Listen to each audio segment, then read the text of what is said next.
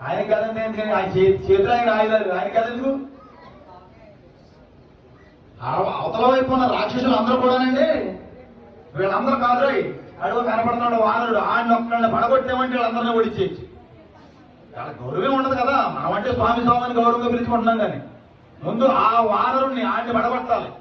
ఆడిని పడగొట్టామంటే వీళ్ళందరినీ కూడా గంటలో మనం వాడించేయచ్చు అని వీళ్ళందరి యొక్క టార్గెట్ అంతా కూడా హనుమంతుడి మీద.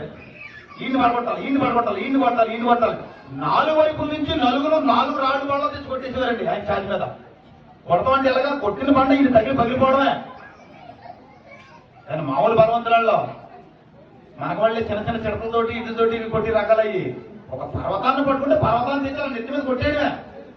ఒక భారీ వృక్షాన్ని తెచ్చాలి 50 పీకి నెత్తి మీద కొట్టేయడమే. ఒకళ్ళ వాళ్ళ ఒక వ్యూహం ప్రకారం ముందు హనుమంతుడు